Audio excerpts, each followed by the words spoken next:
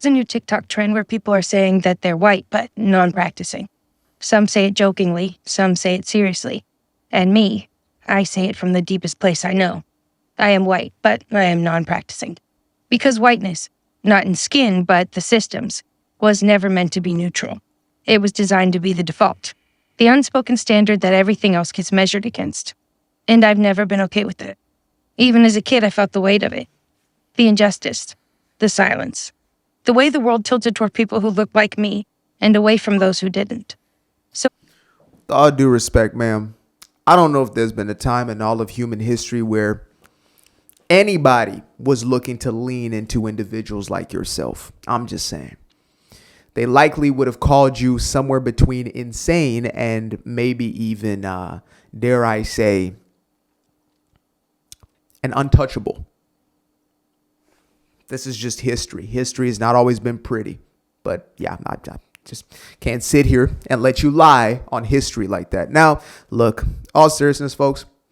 We live in the day and age where it is most advantageous for you on the world of the wacky, i.e. the internet, social media, TikTok specifically, where, it gets you more brownie points if you disown your whiteness, if you outright hate your whiteness, or, at some of the more, I guess, softer sort of approaches is when you denounce whiteness as a system, as a whole, right? Because they have this whole thing now where, no. See, it's not about white people, even though the system of whiteness is almost always, dare I say, always exclusively about white people, right? It's not about white people, even though every time we talk about whiteness, it's about white people. No. See, it's really about the system of whiteness. Right. In the same way, like racism used to just be about, it's race. And then people start saying, wait, black people are being really racist right now. A lot of black Americans are becoming very racist. Oh, my God. Black folks across the planet are becoming very racist. No. See, racism is a system and it is rooted and based in power. So technically, if you have no power, you can't be a racist. You see how that works? See, mental gymnastics. Did it work? No, it didn't work. I'm not going for it. Y'all made that nonsense up. You can be racist if you are black as the damn difference between 11:59 and 12 a.m. You understand me? You can be right there between the midnight hour. And you can be a racist. You can be white as my white supremacist water bottle here. And you can be a racist. Truly works that way. So there is no system of whiteness. Now, what they sometimes do state is, Western civilization, things of that nature, right? Which surprisingly has not just been white people, though there have been the Anglo-Saxons and, Aryans and such. There have also been Spaniards, those who were considered as Western Europeans predominantly, and then that pushed into, the new land per se, into little old America, the United States of America to be specific. Yeah, turns out that it wasn't always white people. Could have been dark-skinned Sicilians, but that's now considered as white, or even Semitic, very Semitic-looking, damn near Arab-looking Jews. They're now considered as white, because it fits this narrative. And that narrative is, well, if you're doing better in life, if your social structure works, then that is whiteness. And why is that a bad thing? Well, because the only way they succeeded was by making everybody else lesser than and oppressing the other and enslaving and colonizing them. And to that I say, it's interesting how for some given reason, slavery is held as a white thing when everybody else was doing it. And when I say everybody, I mean literally everybody else, including the Native Americans who were met when the white man made his way here, practicing slavery, taking members of the other tribes as human sacrifices. It's worse than a slave, I would say. To be a I would rather be a slave who is treated somewhere in the middle than I would a human sacrifice. I mean, to at least get the chance to fight for my freedom or to run from the plantation or something than to just be taken out because they got to offer me up to their gods. Like, I'm cool off that one. But yet none of this is spoken of. You know, the, 57 Muslim nations that exist in the world right now. Nobody asks how Morocco went from being, this diverse cultural epicenter of the world with the Berbers, the Amazigh. How did it go from that to all of a sudden becoming, women wrapped up in veils and hijabs and sort? How did it get there? Did it just happen? No, it turns out that it was the brown people, right? Are they going to denounce the brownness? You know what I mean? The system of brownness? It's absolutely ridiculous. Let us continue. When I say I'm non-practicing, I don't mean I just woke up. I mean I've spent my life refusing to let the system define me. I've always known whiteness wasn't just something I was. It was something the world wanted me to perform, to protect, to stay quiet about. But I've never been interested in practicing that kind of whiteness, the kind that erases or centers itself, or calls its silence kindness. I never wanted to walk through this world shielded by privilege while others walk through fire. So no, I'm not practicing that. I'm practicing listening, practicing truth-telling, practicing standing beside those who've been pushed. Some of these people are so damn poetic. You're like, you have a real gift there, sis. You know how to put words together. I have an appreciation for the world of words. She's poetic, but her poetry is in the utterance of absolute nonsense. Hogwash, dog water, a snap, snap, snap, snap, snap. Like, what is she actually talking about here? Decide. Not out of guilt, but out of alignment, out of love, out of a deep belief in justice that's lived and not claimed. Because whiteness, as I inherited it, wasn't just a feature. It was a framework. One I've been trying to dismantle from the inside for as long as I understood what it was. So yes, I'm white, but I'm non-practicing. Not silent, not neutral, not comfortable while others bleed. I don't want to be protected by a system that's still hurting so many. I want to be part of the healing. And if you're feeling... All right, then take your ass somewhere else then. Nah, I'm sorry. Sometimes, I can't be dignified every day. Sometimes you got to be as ratchet as you are holy. I'm sorry. Today's that day. Now, look, I'm going to say something I don't know if I've ever said on video before. Maybe it might land me in some hot water, but I'm okay with that. Dear everybody, the reason why the quote unquote white man won, reason why Western civilization is the most predominant is because it's better. It's better. See, it didn't spread exclusively in the way some of these other ideologies like Islam spread, even like Schmatzi ideology spread through abject violence. And that's the story that's taught, right? It was violence that pushed this, entire way of being. I mean, you could say we fought for our freedoms, right? We fought from our forefathers or whatever it was for freedom. And I say we because I consider myself a part of Western civilization. That's the ideology, the temperament, the cultural norms, etc., that I believe work best because they're aligned, find their basis in Judeo-Christian values. They're better because they work. They work because they're better. So slavery, that is not a Western concept. Slavery existed before Western civilization. As a matter of fact, freedom is a Western ideal. Freedom is a Christian value, if you may say so. The liberties of all men and women, the striving towards that is Christian value. Now, take your butt over to, let's say, one of these 57 Muslim nations, or, put Islam to the side. We'll go to some of these native peoples, right?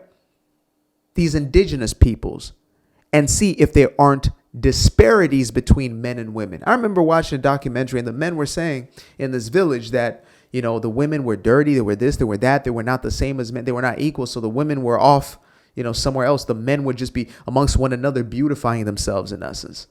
It was the wildest thing to see.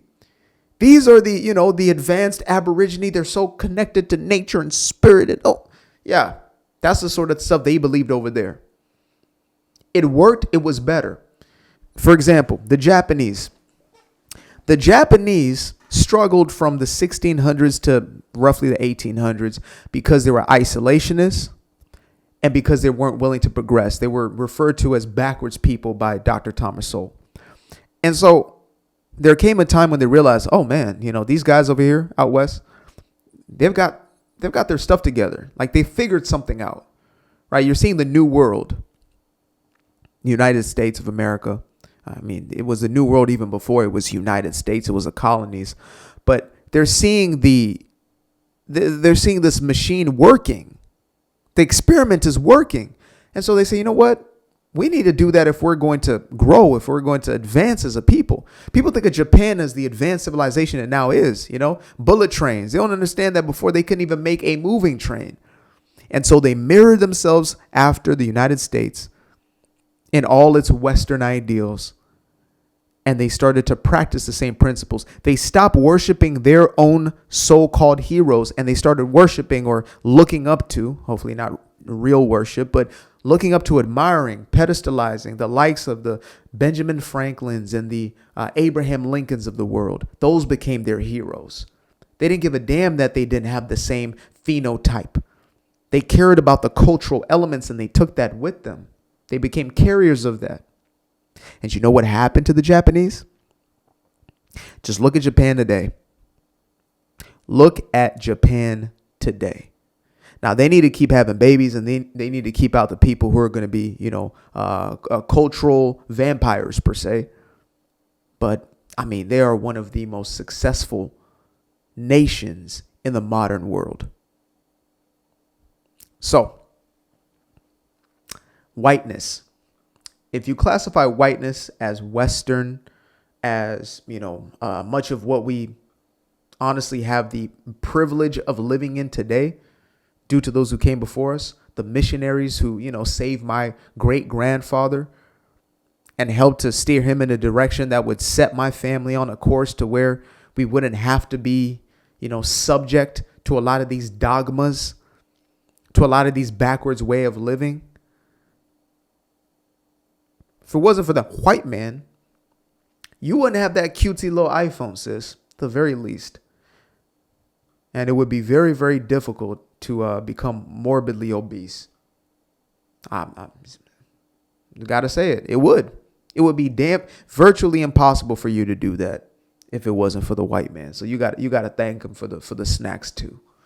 Y'all, black people are not the problem. The LGBTQ plus community is not the problem. The problem has been and will always be. Can you guess it? Are you willing to guess it right now? In the comments. I'm not going to start it until you write something in the comments. Guess it. What's the answer going to be? What's the marker? We're like 13 minutes and 55 seconds. What is it?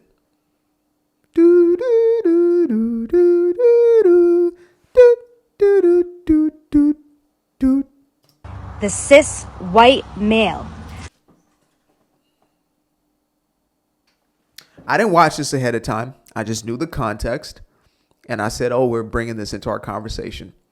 The cis, not just the white man. You see, it used to just be the white man. The white man, I'm talking about you too, Mr. Liberace. No. It's the cis white man. Now, sis used to be like a nickname we use for our sisters, like homegirls, sis, that's my sis.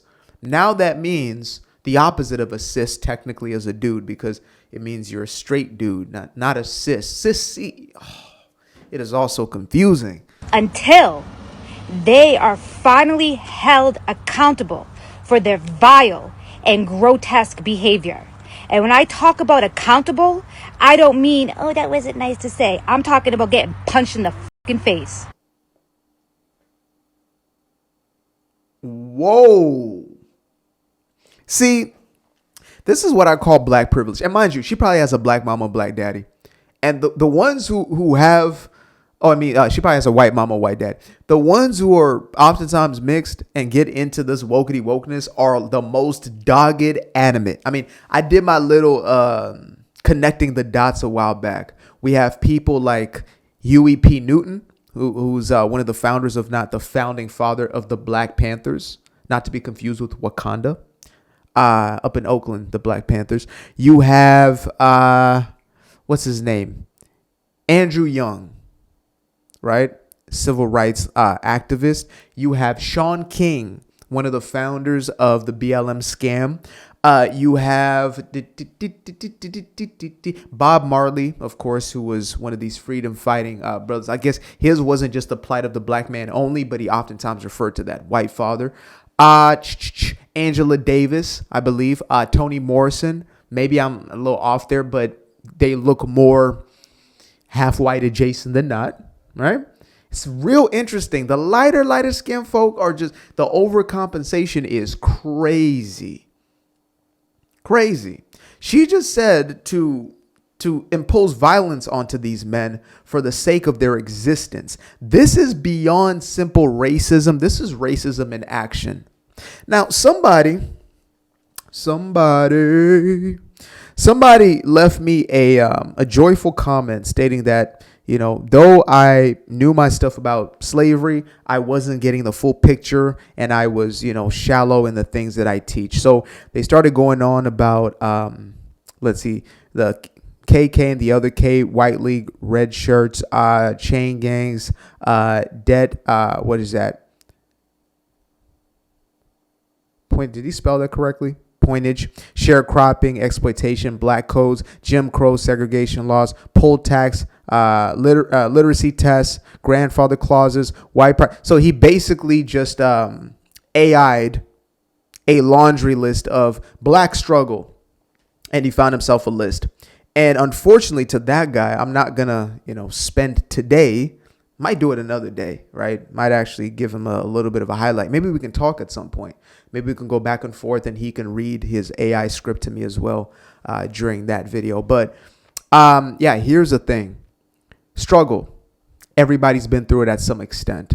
There is only a unique experience, but there is no unique experience, if that makes sense. Like, every group of people has been through something traumatic, which means that we're not unique in the fact that there's been trauma in every subsect of people. There has not been one group who did not go through some level of trauma. That means imposed by another party, imposed by an outside force. I mean, you could look at, even the Germans.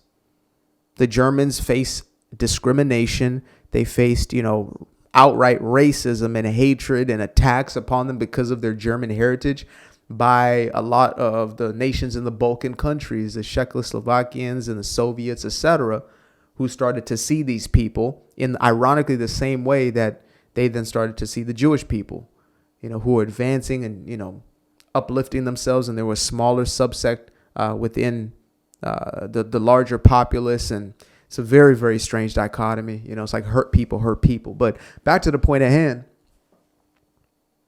everybody's gone through something.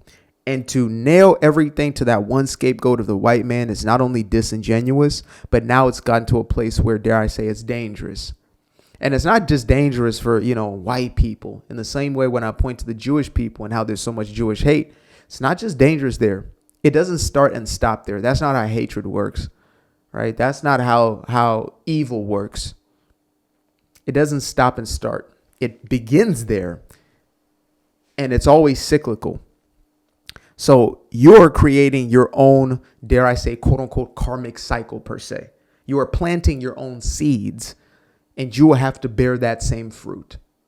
You will have to eat the fruit that you produce.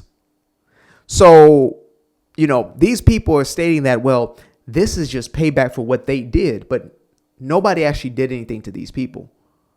Nobody did anything actively to her. She was not the slave. If you were saying retribution for me as a slave today, retribution for me in Jim Crow today, retribution for me, who is segregated in some way that I can prove, because a lot of it is hearsay. A lot of it is, discrimination in this and this and this place. Okay, yeah, we can go to laws, but then we can go to current day where it's your assumption. Now it's just an assumption.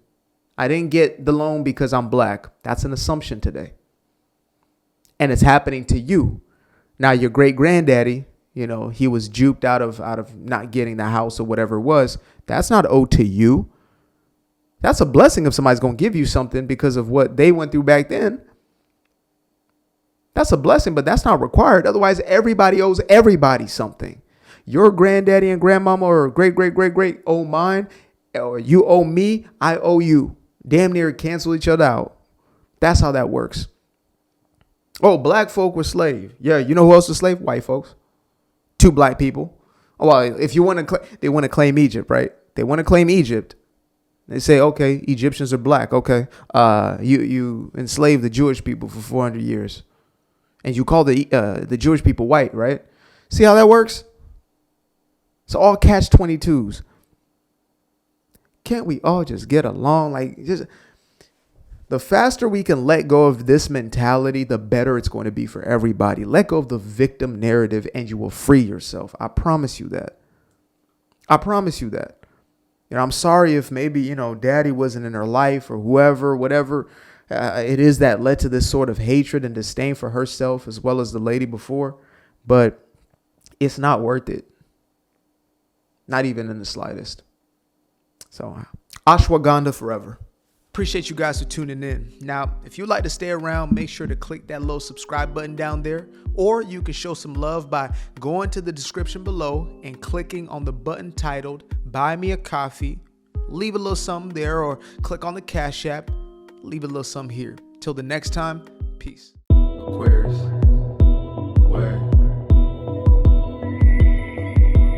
I've been up for hours, I've been up for days, staring at the ceiling, I've been counting strays, I've been in my feelings, I've been out of mind, I've been getting visions of the other kind, I've been up for weeks, I'm in the counting blessings over counting sheep, I can never be the type to limit when it comes to me, I used to be the pleaser for the people, I ain't